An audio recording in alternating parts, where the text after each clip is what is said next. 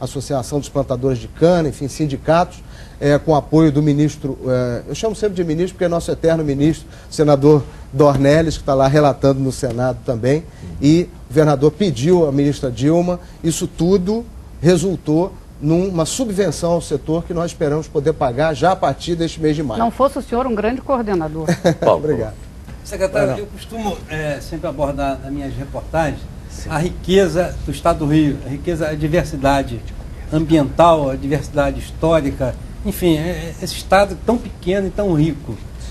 Eu sinto que a agricultura, as fazendas históricas, aqueles locais, aqueles alambiques de Paraty, as fazendas históricas de Quissamã, a Casa da Farinha de Rio das Ostras, eu acho que o fluminense, o carioca, ainda conhece muito pouco dessas riquezas. O senhor tem algum projeto, o senhor tem alguma integração para que as pessoas passem a conhecer mais essas nossas riquezas? Secretário, eu vou pedir um intervalo, pedir ao Paulo Roberto para depois ele dar um briefingzinho da pergunta dele, e nós vamos agora para os nossos comerciais.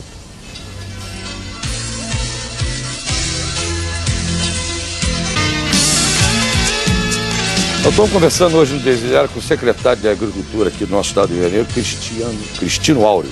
E lembrando a vocês que no final do programa, no Balde Chacrinha, nós vamos recordar os engenheiros do Havaí. Paulo Roberto, um resuminho da sua pergunta que você deixou no bloco anterior, por favor. Secretário, eu gostaria de saber o que é possível se fazer para que as pessoas, o carioca, o fluminense, valorizem mais as nossas vocações regionais, que eu resumo, são maravilhosas. Ok. Paulo, o que acontece com o Rio de Janeiro é que muitas vezes, por ser um estado, como já disse aqui, com uma presença urbana muito grande, as pessoas colocam o foco, a sua atenção mais aqui no plano da capital. Acontece que o interior, como você bem colocou, tem várias vocações a serem desenvolvidas. E você também, que é uma pessoa que convive com o interior, vejo que as suas matérias abrange os pequenos municípios e você tem essa sensibilidade, você sabe muito bem que trafegar numa rodovia, como é o caso da BR-101 ou da Dutra, de todas as que cortam o nosso estado, é uma grande oportunidade, muitas vezes, você interagir com os diversos ambientes existentes nos municípios. E para isso, nós criamos aí o projeto da sinalização produtiva, ou seja, das vocações regionais. A primeira sinalização que saiu, que aliás é inédita no Brasil, inclusive aprovando um padrão gráfico e de representação das atividades, foi com a BR-101 através da concessionária Autopista Fluminense. Nas praças de pedágios e nos entroncamentos com as rodovias que ligam a outras micro-regiões, nós temos ali uma sinalização que diz se aquela região tem vocação pecuária, se tem vocação de floricultura, se é pesca e aquicultura, enfim, o que tem ali. Isso vai ser acompanhado também de uma folheteria explicativa, dando à pessoa da cidade ou de outros estados que percorre aqui a oportunidade de conhecer um pouco mais. Eu costumo dizer, Lelé, que algumas pessoas saem, por exemplo, de Niterói, vão até Campos e depois dizem, poxa, eu andei por essa estrada, não vi agricultura em lugar nenhum. Bom, nem veria, porque essa é uma região típica da nossa pecuária de corte. Se você quiser ver agricultura, vai no eixo Terefri, na Teresópolis, Friburgo, vá a Sumidouro, né, vá à região de produção de tomate em São José de Ubá. É outro mapa que as pessoas estão descobrindo e eu acho que é um pouco nosso dever e nosso papel trazer essas informações. Cristino, primeiro eu quero fazer aqui um agradecimento ao nosso governador Sérgio Cabral, porque a sua nomeação não foi um ato isolado. Pela primeira vez nós temos um secretário de Agricultura eleito pela classe rural fluminense como deputado e, além disso, a Secretaria de Agricultura foi entregue ao secretário, como se diz no interior, de porteira fechada. Nós cumprimos durante todo esse período um largo tempo de estudos.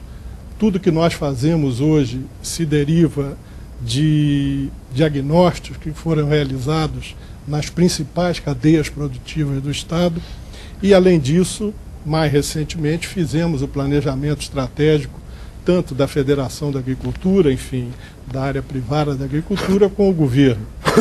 Eu creio, Cristino, que isso enseja uma grande responsabilidade. Essa parceria que une SEBRAE, SENAR, Federação da Agricultura, a Secretaria, as empresas coligadas, tem permitido a nós uma ação muito mais pontual, muito mais efetiva, porque no interior se sabe o quanto é difícil mostrar as nossas demandas, as nossas necessidades para a Assembleia Legislativa e o próprio governo. Nós temos um grande projeto pela frente, Cristiano, como você é parceiro, de levantar o verdadeiro PIB agropecuário do Estado do Rio de Janeiro. E tem um grande significado para que a sociedade como um todo compreenda a necessidade de investimento no nosso setor.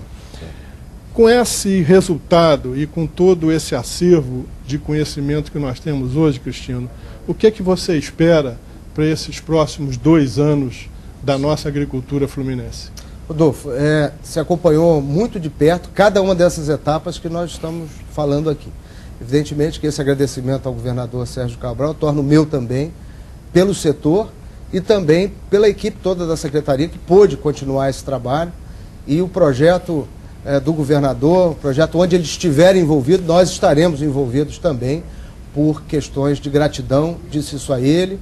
Já disse ao nosso presidente da Assembleia, Jorge Pisciani, que também tem sido um apoiador intenso dessas nossas atividades da Secretaria. E, lógico, o futuro próximo vai apresentar novos desafios do ponto de vista político e nós saberemos ser gratos a eles por tudo que eles têm feito a favor do nosso setor.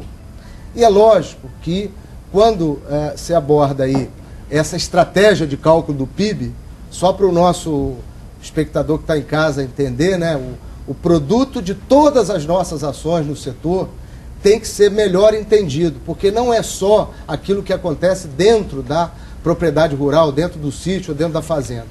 Quando você pega na gôndola do supermercado um produto, você está encerrando ali uma cadeia produtiva que envolve o agronegócio, desde a fábrica que produziu o adubo, o fertilizante, enfim, aquela área de defensivos e outros mais, até o que se processou dentro da fazenda, a distribuição, a agroindústria, tudo isso é agronegócio. E quando nós formos somar isso no estado do Rio, que tem 16 milhões de habitantes, evidente que ao invés do 1, 2% que hoje alguns acham que isso representa dentro do estado, nós vamos chegar a 8, 10% do PIB estadual, porque isso de fato é fazer justiça ao que representa a agricultura, que envolve direta ou indiretamente entre 700 e 800 mil pessoas no estado do Rio de Janeiro, o que é um contingente bastante significativo da atividade econômica do Rio. Cristiano, você dos 92 municípios do estado foi eleito, recebeu votos em 91, né, com apoio dos mais diversos prefeitos, dos mais diversos partidos. Sim. E aí, sendo eleito, você voltou para a Secretaria de Agricultura e Desenvolvimento.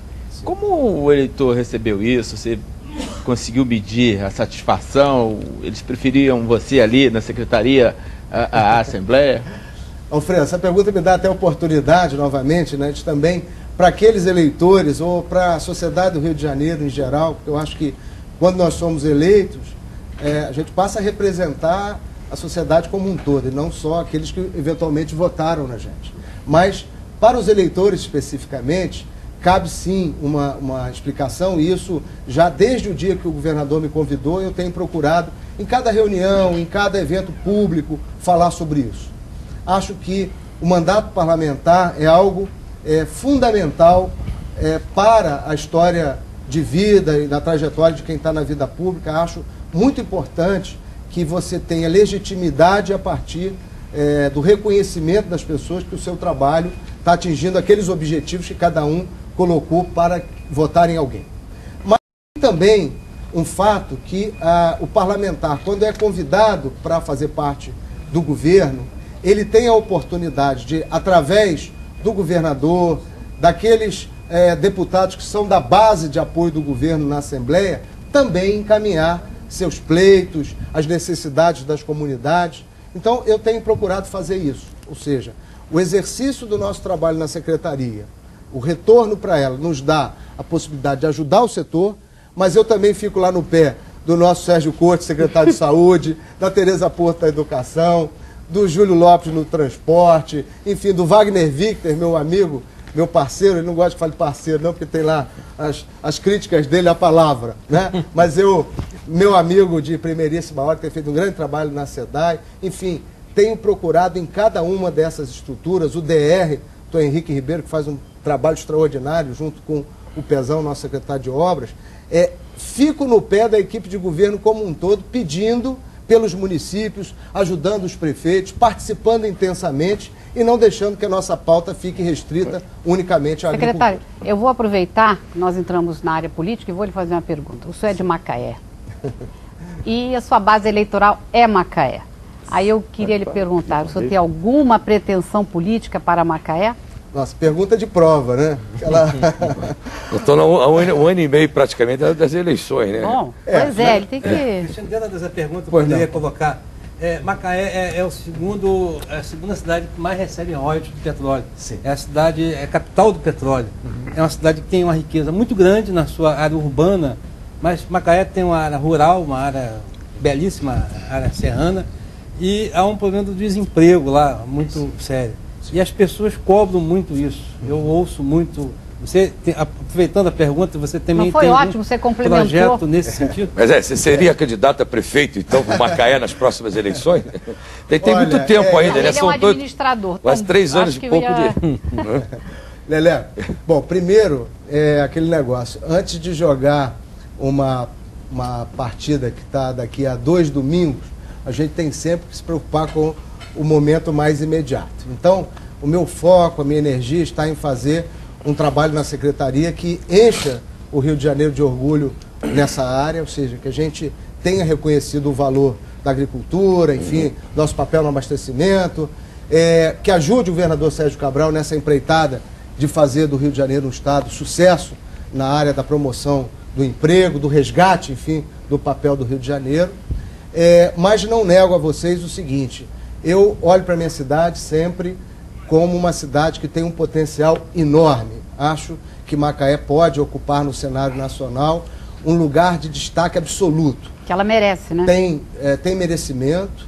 Sua população hoje é formada por gente que é local, são macaenses nascidos em Macaé, e macaenses que nós colocamos como irmãos porque chegaram de várias partes do mundo, do Brasil. Então, é uma cidade muito rica nessa composição também de gente, que está precisando ser melhor qualificada, ser melhor preparada. Ouço muito na cidade, sempre em eleições, uma disputa política.